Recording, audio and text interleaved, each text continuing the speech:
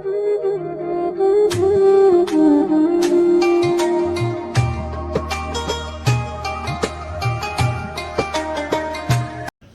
باللہ من الشیطان الرجیم بسم اللہ الرحمن الرحیم الحمد لولیہ والصلاة علی نبیہ والمیامین من آلہ الذین ذہب اللہ عنہم الرجس وطہرہم تطہیرا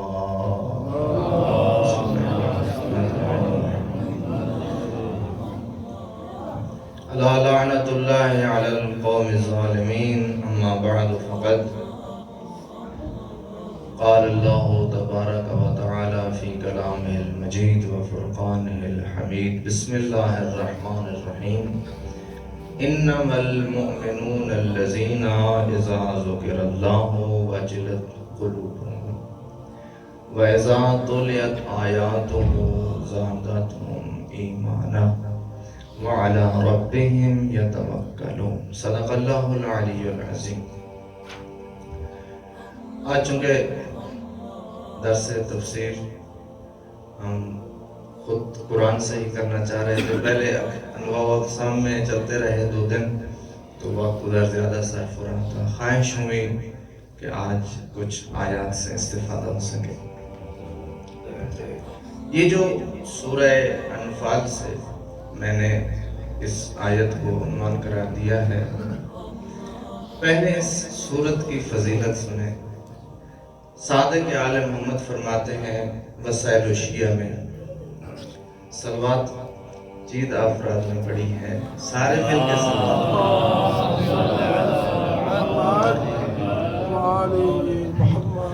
فرماتے ہیں من قارأ الانفال والبراء فی کل شہر، مہینے میں 1 دفعہ جو بھی سورہ انفال پڑھے اور سورہ برات پڑھے، لم یدخلہ نفاق ابدا، اس کے دل میں کبھی منافقت نہیں آئے گی۔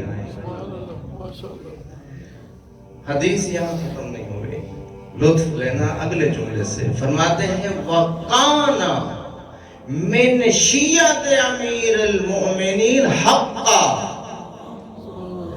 جو شخص مہینے میں 1 دفعہ سورۃ الانفال اور سورہ برات کی تلاوت کریں، 2 فضیلتیں ہو چکی ہیں، تیسری بھی آنے والی ہے۔ فرماتے ہیں پہلی یہ کہ دل میں کبھی منافقت نہیں آئے گی، وَقَانَ مِن شیعت امیر المؤمنین حقا، اور وہ حقیقی شیعہ امیر المؤمنین ہوگا۔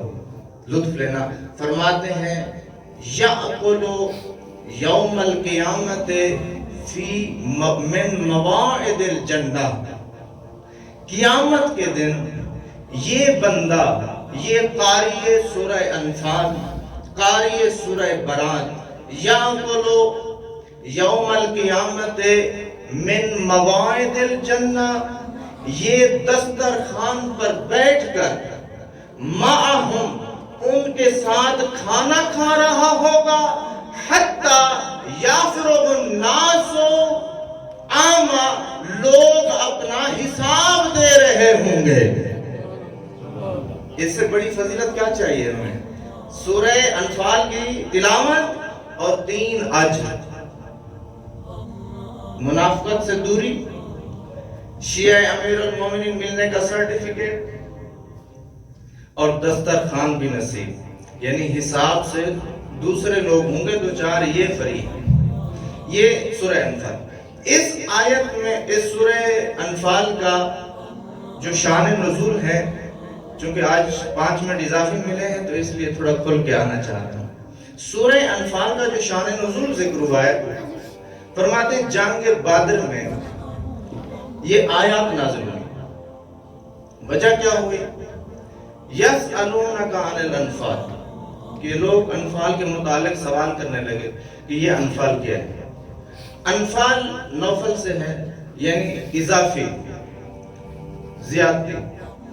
یہ جو ہم نماز مغرب یا عشاء یا دیگر نمازوں کے ساتھ جو کہتے ہیں نا نافلہ ظہر، نافلہ مغرب، نافلہ عشاء، یعنی یہ نماز تو واجب ہے اللہ کی جانب سے، مغرب کی 3، عشاء کی 4، اس کے ساتھ جو اضافی ہے اس کو اضافی اس لیے کہا جاتا ہے چونکہ یہ واجب نہیں ہے، مستحب ہے، سنت ہے، اس لیے اس کو نافلہ کا نام۔ خیر، فرماتے ہیں کہ جنگ بدر میں 2 صحابی تاریخ نے نام نہیں لیے، اشارے سے گزرے، کیونکہ عقلاء جو ہیں وہ اشاروں کو جلدی سمجھتے ہیں۔ 2 آپس میں جھگڑا کر رہے تھے مال غنیمت پہ، میں اتنا اٹھاؤں گا، یہ میرا ہے، پہلے ہاتھ میں نے اس پہ رکھا ہے۔ تو یہ آپس میں جیسی نظام مصروف تھے، تو اسی اسنا میں کسی نے سوال کر لیا، یا رسول اللہ یہ بتائیں کہ یہ انفال ہے کس کا؟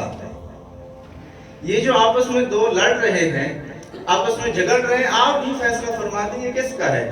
تو بسم اللہ الرحمن الرحیم، توجہ ادھر رکھنا، یسألونک عن الانفال، جیسے ہی ان کا نزاع سامنے آیا، ادھر سے کسی نے سوال کیا تو جبرائیل پیغام لے کر آیا، قل، میرا حبیب کہہ دے، الانفال للہ، یہ اللہ کا ہے، ولرسولہ، ان 2 کا نہیں جو آپس میں لڑ رہے ہیں، اللہ کا ہے اور اس کے رسول کا ہے، فاتقوا اللہ، خوف خدا کریں، تقوی الہی اختیار کریں۔ جہاں تک تعلق ہے ان 2 کے آپس میں لڑنے کا، تو فرماتے ہیں وَأَصْلِحُوا ذَاتَ بَيْنِكُمْ، ان کی آپ میں صلح کرا۔ اچھا، یہاں پر بات صلح کی آ گئی، تو صلح کے متعلق حضرت علی علیہ السلام فرماتے ہیں،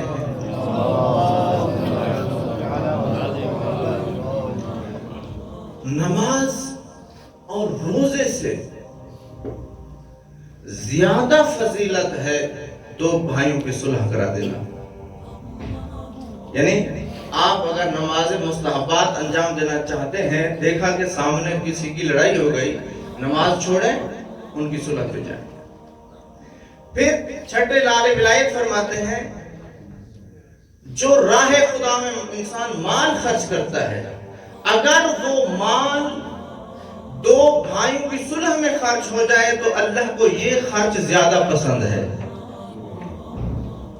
چھٹے لال ولایت فرماتے ہیں، یا مفضل اذا رأیت بین اثنتین من شیعتنا منازعتا، جب تو دیکھے کہ 2 ہمارے شیعہ آپس میں لڑ رہے ہیں کسی مال کی وجہ سے، فَافْتَادِهَا مِن مَالِي، میرا وکیل ہے، میرا مال ان پر خرچ کر دینا، ان کو آپس میں لڑنے نہ دینا۔ یعنی صلح کا مقام کتنا ہے، لیکن ہمارا مزاج المیہ کیا ہے، اگر لڑ رہے ہوں تو ہم 2 میں سے ایک کام کرتے ہیں، یا دور سے تماشا دیکھتے ہیں، یا بڑا موبائل ہے تو ویڈیو بناتے ہیں۔ یہ المیہ ہے ہمارا۔ بھی 2 بھائی آپس میں لڑیں، صلح کرو، کوشش کرو۔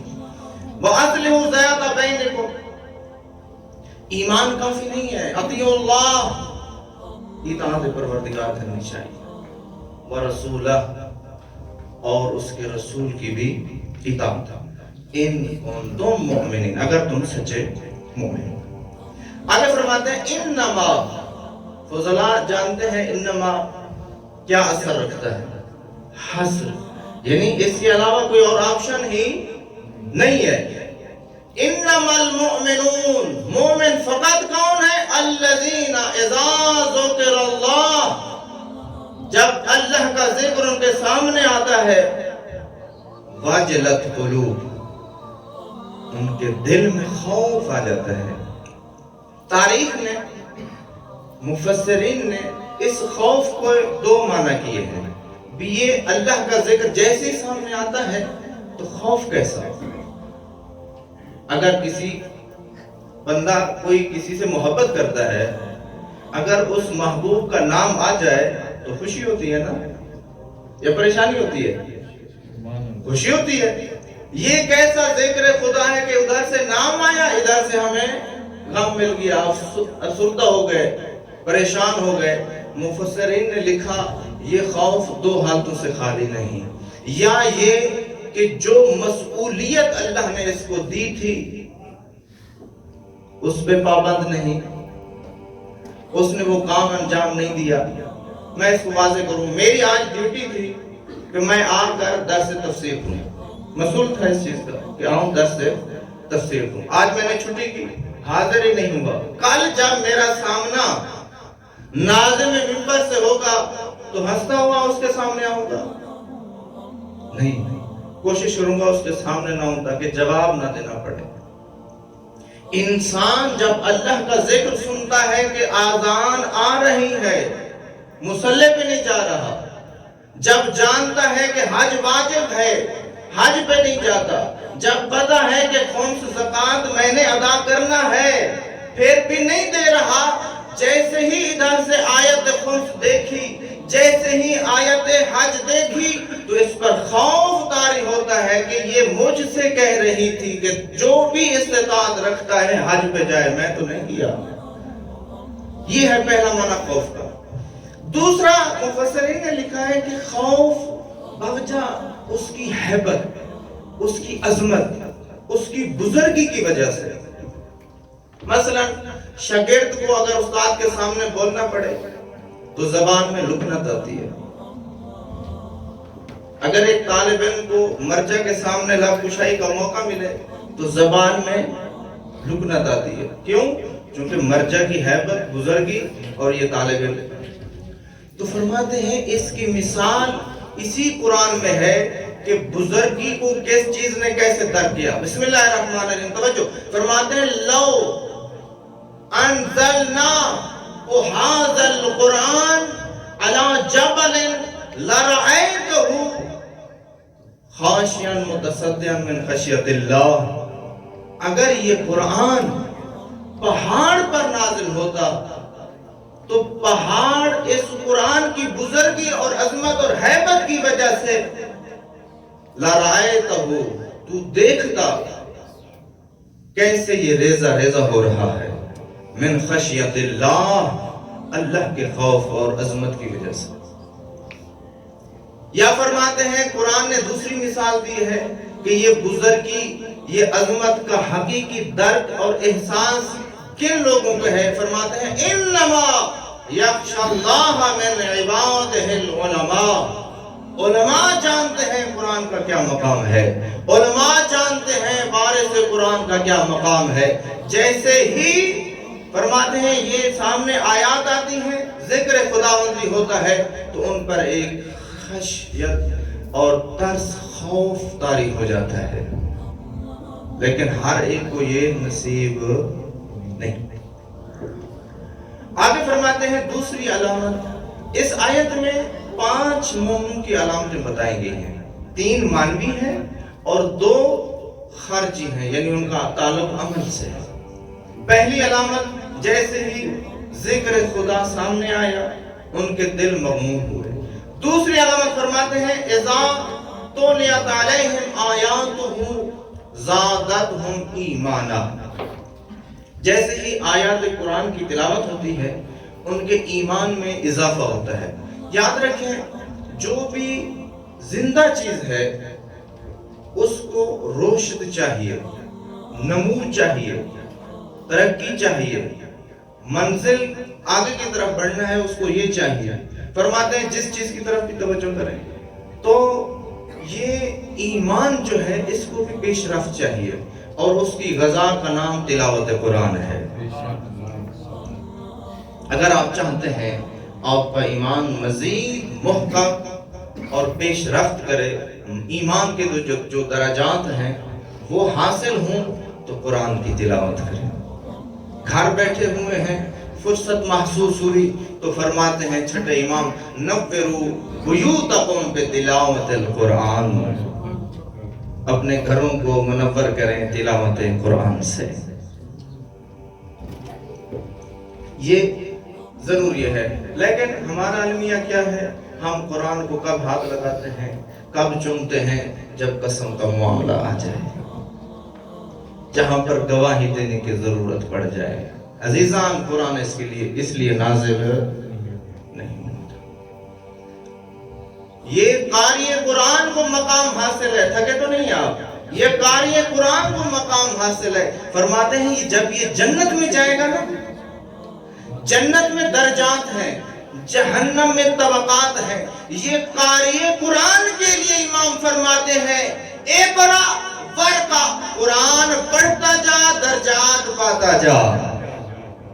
لیکن جو دنیا میں ہی قرآن کو نہیں پڑھ سکا وہ جنت میں کیا پڑھے گا؟ اچھا، سب سے بڑا المیہ میں بتاؤں، جو بزرگان بیٹھے ہیں ان سے معذرت جسارت نہ ہو جائے. ہمارے والدین بچپن میں بڑی کوشش کرتے ہیں ہمیں مسجد بھیجیں، مولانا کے پاس بھیجیں. ہم قرآن پڑھتے ہیں جب تک والدین کی قید میں ہوتے ہیں. جب خود والد بنتے ہیں، جب خود جو ہے نا دادا بنتے ہیں، تو اس وقت حالت کیا ہوتی ہے؟ اگر کہیں پر قرآن پڑھنا جائے تو ہمیں بھول چکا ہوتا ہے، قرآن فراموش کر چکے ہوتے ہیں. یہ سب سے بڑا المیہ ہے، اس کی سزا الگ ہے. قرآن ایک بندہ پڑھا ہی نہیں ہے، ایک بندہ پڑھ کر پھر فراموش کر دیا، بھولا دیا، یہ بہت بڑا المیہ ہے. اچھا، قرآن پڑھنے کا کوئی ٹائم نہیں ہے، جب چاہے قرآن شروع کرو. یہ واحد کتاب ہے دنیا میں جس کو پڑھنے سے شرمندگی نہیں ہوتی، عزت میں اضافہ ہوتا ہے، مقام میں اضافہ ہوتا ہے. لہذا دنیا کے زندگی کے جس حصے میں بھی خواہش ہو جائے کہ اب میں قرآن پڑھوں، میرا حق بنتا ہے، فری ہوں، فرصت ہے، تو قرآن شروع کر دے پڑھنا. دیکھیں پھر یاد رکھیں، میں نے ایک بزرگ عالم دین سے سنا، اسی دوران، مزہ لیں گے اس جملے سے، اسی دوران اگر اس کو موت آ گئی، جب یہ جنت میں جائے گا، اس کی طرف سے فرشتے آ کر کہیں گے تو نے جو ادھورا چھوڑا، ہم تمہیں قرآن پڑھائیں. آئے خوشنودیے قائم آل محمد سلام. اللہم صلی علی محمد و آل محمد معجل نعرہ تکبیر، اللہ اکبر، نعرہ تکبیر، نعرہ رسالت، نعرہ رسالت، کل ایمان کل قرآن، نعرہ حیدری، آواز بلند صلوات. اللہم صلی علی محمد و آل محمد. چاہتا ہوں آیات پوری ہو جائیں. یہ جو مومنین کی نشانیاں ہیں، پہلی نشانی، جب ذکر خدا ہوگا ان کے دل میں خوف ہوگا. جیسے ہی آیات قرآن کی تلاوت کریں گے ان کے ایمان میں اضافہ ہو جائے گا. خواہش ہوگی آپ قرآن پڑھتے رہیں، ہم سنتے رہیں. تیسری علامت، وَعَلَىٰ رَبِّهِمْ يَتَوَكَّلُونَ، اللہ کی ذات پر ان کا بھروسہ ہوگا. توکل پر خدا، امید پر خدا، اپنے امور اللہ کے سپرد کرتے نظر آئیں گے. ہر وقت یہی تلاوت ہوگی، وَأَوْفَوْا بِالْأَمْرِ إِلَى اللَّهِ، ہماری امید تو ہے پروردگار. ہمیں یہ توکل انبیاء سے ملا، اوصیاء سے ملا، ائمہ سے ملا. حضرت ابراہیم علیہ السلام کا بھروسہ دیکھیے، توکل دیکھیے. آخری مرحلہ ہے، نمرود کی طرف سے آگ تیار ہے اور وہ جو منجیک ہے اس پر ان کو بٹھا دیا گیا ہے، بس ایک لکڑی کو اٹھانا ہے اور حضرت ابراہیم علیہ السلام نے اس طرف جانا ہے. کوئی آپشن نہیں. اسی جگہ پہ حضرت جبریل آئے. سلام علیکہ السلام، حلق حاجت، کوئی خواہش ہو، کوئی ڈیمانڈ، کوئی کمک کی ضرورت، وہ کہتے ہیں نا انگلش والے، ہیلپ میں، کمک میں خواہی، کوئی مدد کی ضرورت ہو. جبرائیل نبی ہے، امین ہے، ہمیشہ آتا رہتا ہے، لیکن خواہش کر رہا ہے، یا ابراہیم حل کا حاجہ، کوئی حاجت ہے آپ کی؟ کہتے ہیں اما من کا جبرائیل، لا، تجھ سے کوئی حاجت نہیں. جملہ ادامہ رکھتا ہے، تم سے کوئی حاجت نہیں. تو حضرت جبرائیل مزاج سناس تو تھے. عرض کرتے ہیں پھر اللہ سے تیری کیا حاجت ہے؟ رخ کیا آسمان کی طرف، کہتا ہے علمہ بالحال حسبی، علمہ بالحال حسب مسوال، مجھے مانگنے کی بھی ضرورت نہیں ہے، مانگا تو اس سے جاتا ہے جو میرے حال سے غافل ہو۔ ماشاءاللہ۔ توکل، بھروسہ ایسا محکم، وہ کہتے ہیں میرے حال سے وہ واقف ہے۔ حسب مسوال، سوال کیا ہے کس لیے؟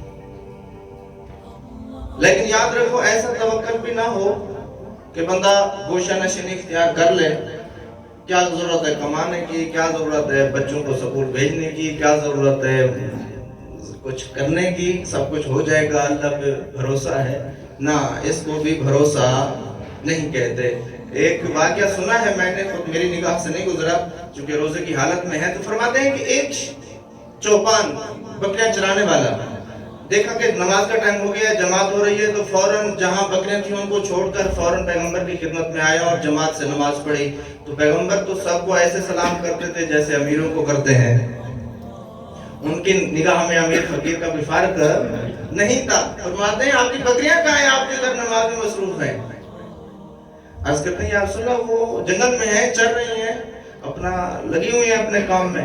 تو فرماتے ہیں کس کے سہارے چھوڑ کے آئے ہو؟ کوئی نگہبان ہے اس کا؟ عرض کی بس اللہ کے سہارے، اللہ پہ توکل ہے۔ اس نے کہا اللہ ایسا توکل،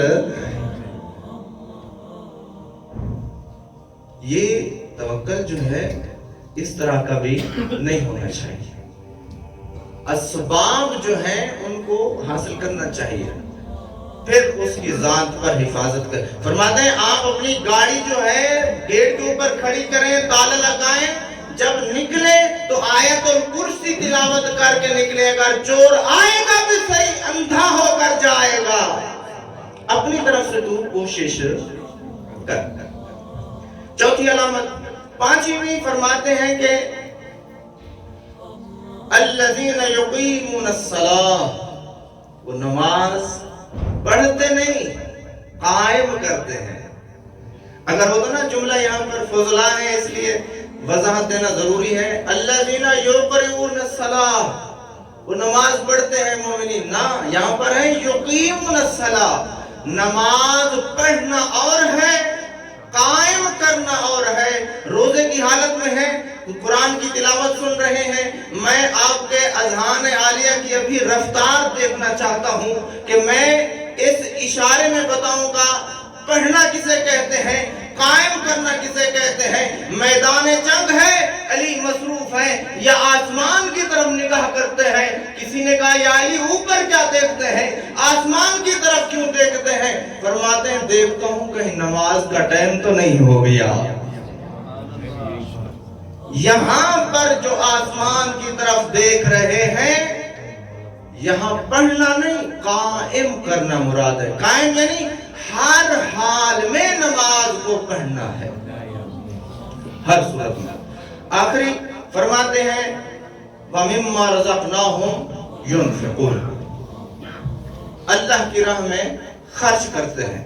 اچھا یہاں پر خرچ کرنا مطلقاً ہے، کوئی قید و بند روپیے ڈالر تومان اس پر اطلاق نہیں ہے رزق کا۔